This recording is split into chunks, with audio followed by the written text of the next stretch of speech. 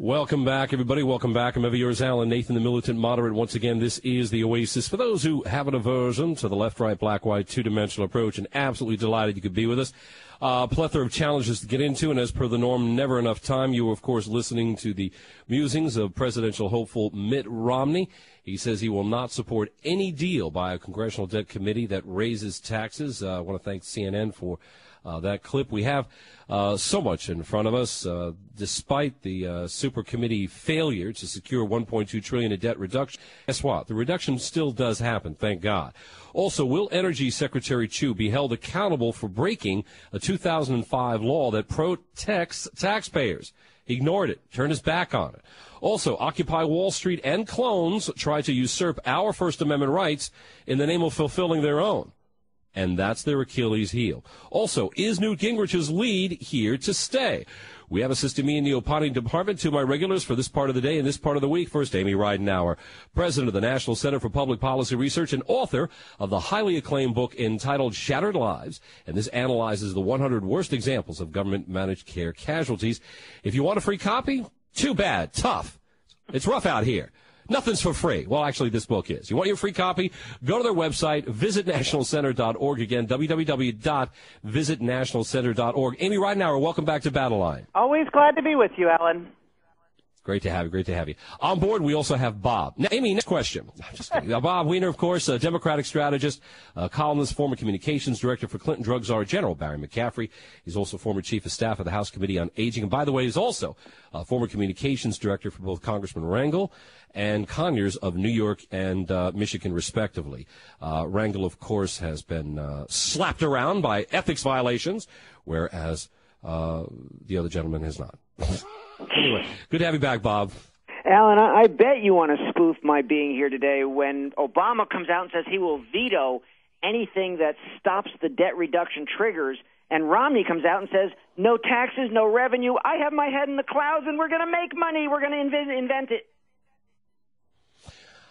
I don't know the point you're trying to make, except to reference the relative or arguable inflexibility of either side, but I'll tell you, when it comes to revenue versus spending cuts... One Say side, that all the again. Republicans want to break the Bush tax deal. It's one side's problem. Yeah. The Republicans want to break the Bush tax deal where the tax breaks were temporary. They want to break the budget deal that says that there's sequestration and automatic cuts. All the Republicans want to do is protect tax breaks for the rich. They have a one-sided agenda, and the American people know it. Amy Ridenauer, Amy, very, very quickly, would this perhaps, you think, be sort of the GOP silent payback to the Democrats for 1982 and 1990 when we had tax increases with a promise of spending cuts and the spending cuts never followed? I wouldn't call it a payback. I would call it realizing that you can't do anything by accepting promises. You actually have to do it. Unfortunately, what we do have here is Congress isn't working properly like it should under the Constitution. Now, Bob, hold on to your hats. I'm about to say something completely nonpartisan. Under the Constitution, the House is supposed to come up with spending bills. It passes them. Then the Senate votes on the same thing. It changes it if it doesn't like it. Goes back to the House. They have a conference, and they work out their differences. They don't have super committees. They don't have questions of say, half goes to defense and half goes to the three-quarters of the budget that's non-defense. They actually just work it out. That's actually what we have to do. Yeah, but here. Amy, I want to point out something. Then I'll go right to Bob. Bob, give me just a second here. Amy, CNN, as well as others, have been reporting that Republican Kentucky Senator Rand Paul has said that it's basically echoing what I've been insisting on. Poo them all you want, but he says the trigger cuts activated by the super committee's failure to find the required $1.2 trillion in debt reduction is perhaps proving to be a necessary pressure.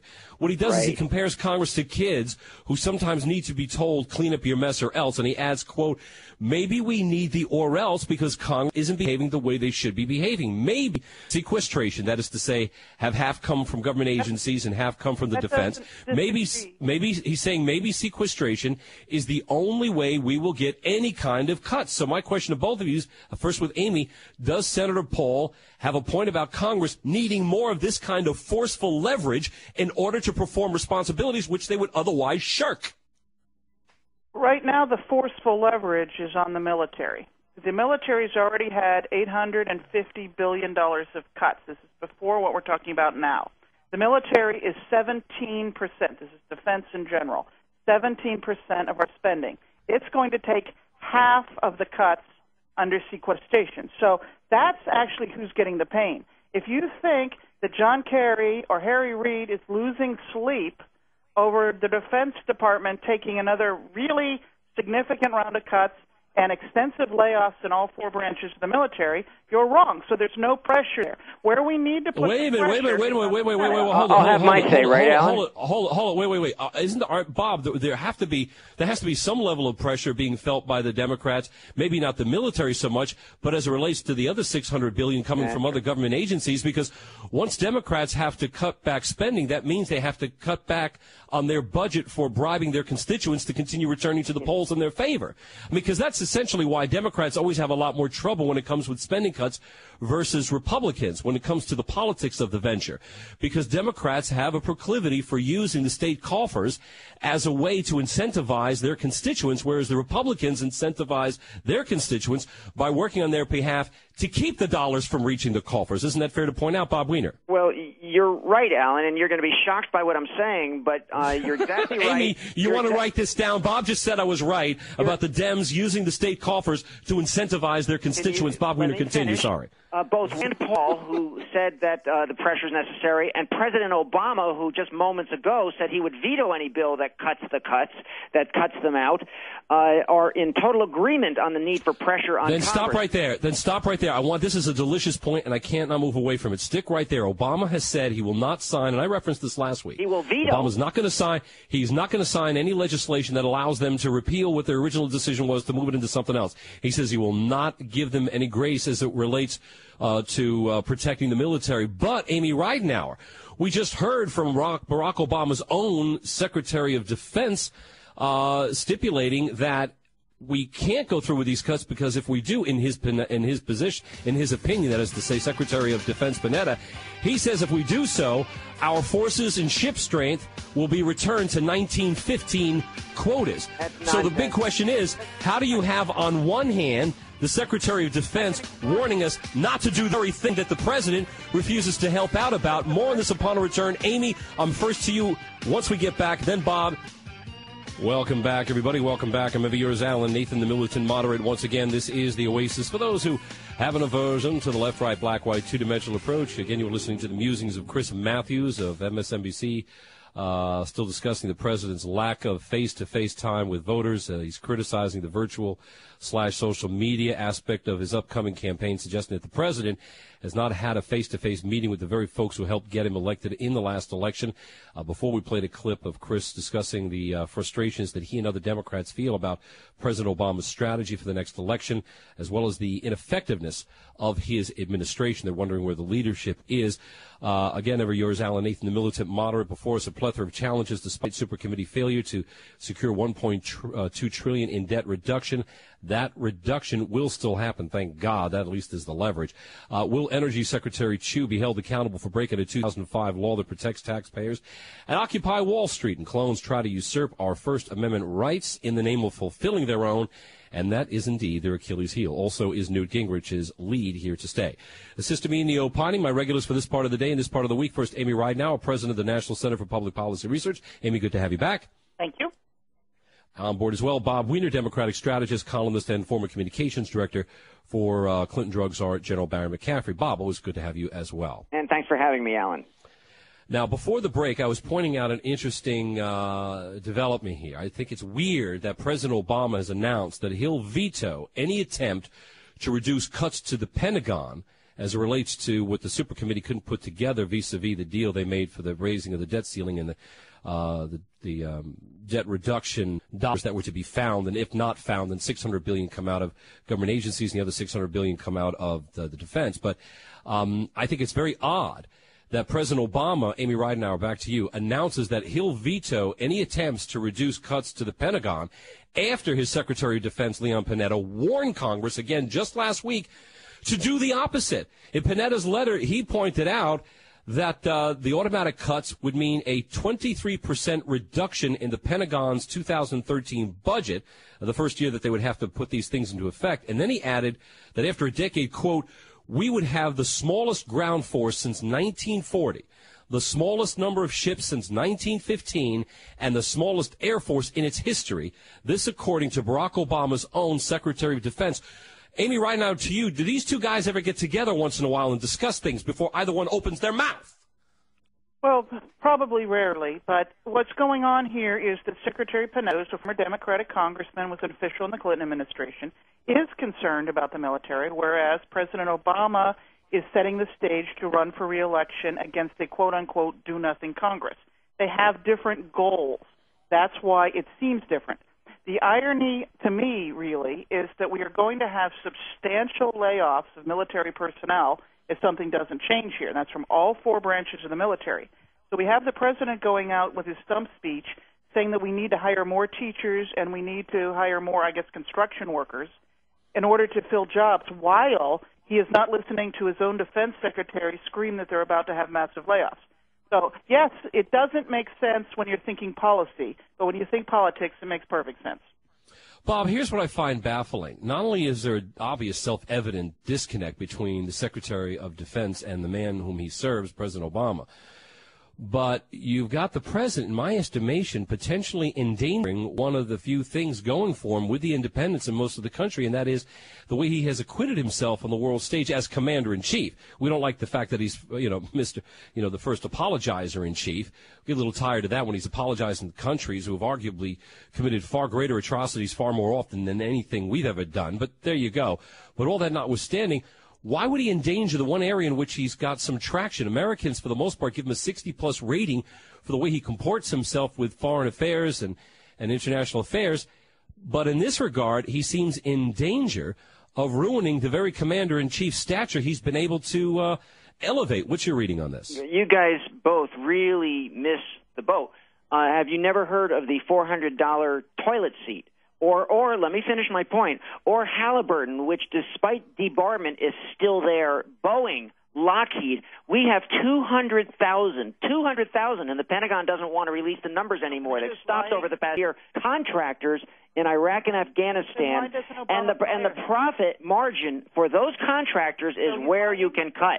We spend more than the. Can I Amy, finish give my me just point, a second. Amy? I didn't interrupt you. Amy, give me a I second. did not interrupt you, Amy. Okay, we spend more than the top next 10 countries combined in our military. So you cannot get cuts from nowhere and invent them from the clouds. Huh? That still doesn't address the disconnect between these two. I mean, you want to put those arguments out, go ahead. But on this show, it's a Socratic debate show. Point, counterpoint, counterpoint, counterpoint. You make assertion, give me a premise, assertion, premise. You in no way, shape, or form have really addressed the disconnect to which I referred. Why is it, I'm going to give you one last chance, is it that Mr. Panetta and Mr. Obama are not on the same music page when it comes to explaining the priority that should be afforded to our defense? Because Panetta now, in his new role, has to pander to Halliburton, Boeing, Lockheed, and the generals, where President Obama can have the broader view. Why? Amy Ridenhour. Why on earth? What I'm hearing is a change the subject to blame Halliburton. Panetta works for Obama. He serves at his pleasure. If he is doing anything Obama doesn't agree with, then Obama can fire him or at minimum tell him to cut it out. What the answer is, as I already said, is Panetta is concerned about policy and Obama is concerned about re-election. And since they have different goals, they're saying different things. And Obama apparently, since he's the top dog, doesn't think it's necessary to bring the two sides together and sound the same, even though it's one administration. So that's your simple answer. The truth is the military will be cut. Yes, there's some people who think that's great. I'm going to assume that Bob is among them. Panetta is not. The end. All right, moving on, shifting gears a little bit back to the super committee, because it's still mind-blowing that these idiots blew such an opportunity. But the Republicans have, Bob, this $1.2 trillion debt reduction plan that was rejected by the Democrats. Apparently includes like $750 billion in cuts, $640 in revenue, $300 which would be in new taxes apparently. But the Democrats have countered with a $2 trillion debt reduction package, and this one consisted of $1 trillion in cuts and $1 trillion in new taxes. Now, Bob, given that there's far more debt reduction potential through spending cuts than raised taxes, this is just rudimentary math, why is it your fellow Democrats continue claiming a parity that simply doesn't exist? In other words, we could tax the wealthy 100% and it would still not budge the needle on our debt, yet you still have the Dems characterizing our tax cutting as well as spending cuts, or I should say tax increases as well as spending cuts, as if they're one and the same, when, again, clearly there's far greater debt reduction potential by getting rid of spending cuts than ever could be attributed through tax increases. And those are the hardcore, empirically verifiable numbers and logic. Bob Weiner, why would the Democrats continue assisting, again, this false parity where there does not exist? Well, it does sadden me. It does sadden me, Alan, that they didn't go to in the old days, we would simply split the difference, and it wasn't that far apart what you've just described, Democrats versus Republicans. However, the reason that the Democrats would not is because the Republicans would not budge an inch on rich tax cuts, which 75% of American people, incling 67% of millionaires, support. They first said no revenue, then they say, wait a minute, Bob. They first said no. They said no revenue. The GOP first said no revenue. Then they said 640. How is it they haven't budged? I mean, words have meaning, and if you're going to use these words, what you say must have something to do with what they mean. Yeah, now, denotatively or connotatively. If you don't want it, you don't have to hear it. But that was the reason, because the Republicans would not budge on rich tax cuts. That's not correct. It is correct. What was it is correct. the Hensarling proposal, Bob? Actually, no, it's not. They are willing to do it. They're willing to do it. They're saying you lower the rate, we'll get rid of the deductions, you get more tax revenue. If revenue is truly the coin of the realm in the lexicon of what you think is relevant and necessary, as long as you're getting it, then in fact haven't the GOP responsibly shown compromise from their end? You wanted more revenue, you got new revenue. What difference does it make if they're able to do it in a way that avoids raising the tax rates? Well, you guys put down what the American people want as though politics is a bad thing, but the American people want those rich tax breaks stopped. And that is the reason the Republicans, and they are stupid about it. All right, Amy, to you, only a few minutes. Amy, on this issue. Amy, to you, it looks to me as if what the Americans really want is to have relevant, good faith remedies that have some connection in reality. How do you see this working out, Amy Ridenauer?